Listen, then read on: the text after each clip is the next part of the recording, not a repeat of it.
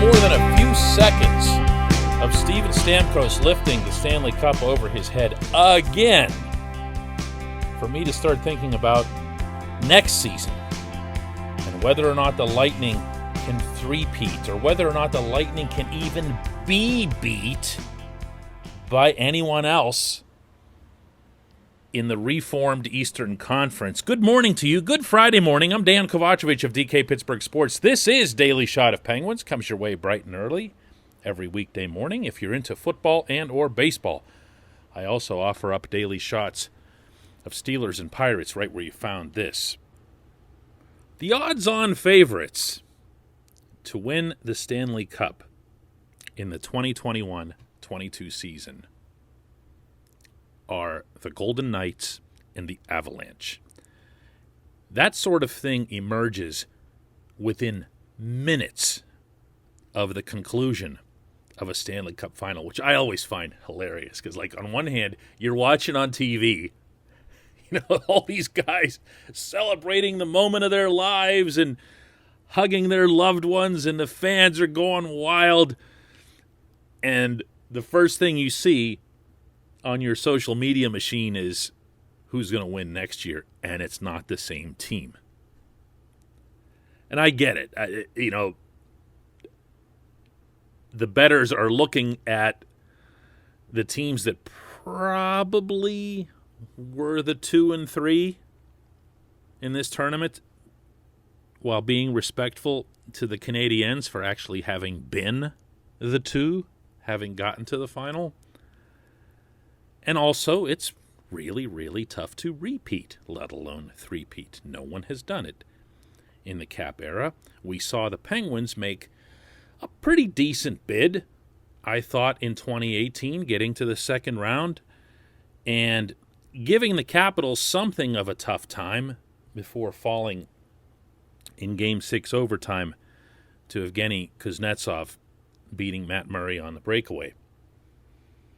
Who's to say what would have happened had the Penguins won Game 6, won that series, and maybe once again gotten past the toughest team they'd face, which I felt the Capitals were in both 2016 and 2017. Who knows? But point is, it's hard. It's hard. In fact, in the Cap era, it's unprecedented. Nobody's done it in any form, cap or no cap, since the Islanders of the early 80s. Who's going to be the team then, if it isn't the Lightning? Who's going to be the team in the East that rises up? Who's best positioned? Who's the youngest? Who's freshest? I could make an argument for a handful of teams, believe it or not. The Islanders are the obvious one, since they've advanced twice in a row to face the Lightning, only to be beaten by the eventual champs, both times after a pretty good series, very competitive. But then I don't mean to keep dumping on the Islanders. And they beat the Penguins. They've beaten them the last 2 times they faced them in the playoffs and whatever else, but I see that as a flawed team. They're missing a lot, and they weren't just missing Anders Lee. I don't see that as a championship team, and I definitely don't see it as one that's better than the Lightning next season. I do think there's a possibility that the Hurricanes rise up if the Hurricanes go and get themselves elite goaltending. Elite, not Alex Nedeljkovic. Maybe bringing Peter Mrazek back, puts them in a spot where they can hope that Mrazek becomes that, but he hasn't been to date. I'd like to see him on the Penguins, but that's only because of circumstances.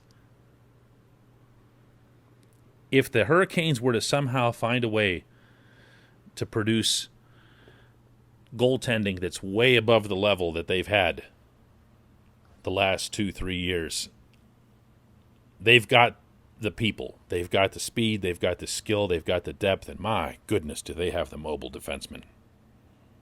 They've got a lot of things going for them. The Florida Panthers are in this conversation as well. You think they have the goaltending just because they went out and spent $1 zillion on Bob, but Bob was Bob again in the playoffs. Sergei Bobrovsky, of course. And that question is just going to keep coming up spring after spring after spring for as long as he's there, and his contract says he's going to be there for a long time. I thought the Panthers looked like they could have been a team that would have contended if it hadn't been for Aaron Ekblad's season-ending injury. The Maple Leafs, they're the Leafs. The Capitals, starting to get a little older.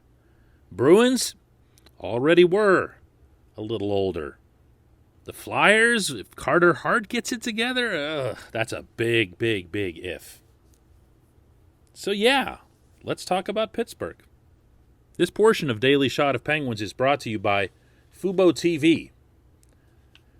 Monthly cost of cable is over $200. Fubo TV is $65 a month to watch all the same channels, including AT&T Sportsnet Pittsburgh. No contracts, no catches, cancel anytime. And right now, Fubo TV is offering our listeners of this show a 7-day free trial and 15% off your first month by going to FuboTV.com/DK. One more time, that's FuboTV.com/DK. If you match the Penguins against the Lightning, head-to-head, this summer, the Penguins don't win. And I realize that's kind of obvious because the Lightning have the current best goaltender in the world in Andrei Vasilevsky, and the Penguins had whatever version that was of Tristan Jarry. If you take the rest of the rosters, you can pretty much go match for match between the set of forwards, the set of defensemen, the highest grade forwards, the highest grade defensemen, and have what looks like an even battle, other than the goaltending. And that the Lightning have more size, and we're going to be better equipped against anyone they faced in these playoffs for keeping high-octane forwards to the perimeter in the attacking zone. They did an outstanding job of that, and it wasn't just Victor Hedman. Ryan McDonough was tremendous at it. They had a ton of guys that were really, really efficient and big. And the Penguins could use a little bit of help in that regard, though that would start and be very welcome if they re-sign Cody Ceci. Overall, can the Penguins get past the Lightning if it comes to that? That's a question that I was posing a lot during this past season, because it always looked like whoever was going to get somewhere was going to have to go through Tampa. The Penguins have that capability if they have goaltending. My goodness, there's no subject you can bring up about the Penguins that doesn't swing back to that. Because it's the one plug that you pull out of the wall of any decent debate. You just say, yeah, but, and then you think about the way Jarry played against the Islanders, and you go, wah, wah, and it's all over. Got to get a goaltender. It'd be nice if they can get a little bigger. It'd be nice if they can find a way to keep Ceci. It'd be nice if they can navigate the expansion draft without too much damage. It'd be nicer still if some of their younger guys, Anthony Angelo, Drew O'Connor, so forth, could take a big step forward and come into camp ready to really, really compete for a job. All of that would be good. None of it matters without the goaltending. What a broken record this is. When we come back, just one question.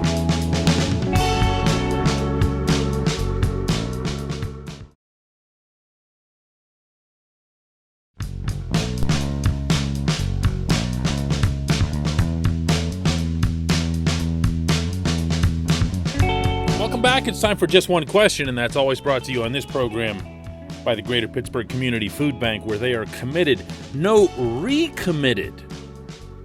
to providing food for our neighbors in need across western Pennsylvania. When I say recommitted, I'm referring to the rebranding that they've done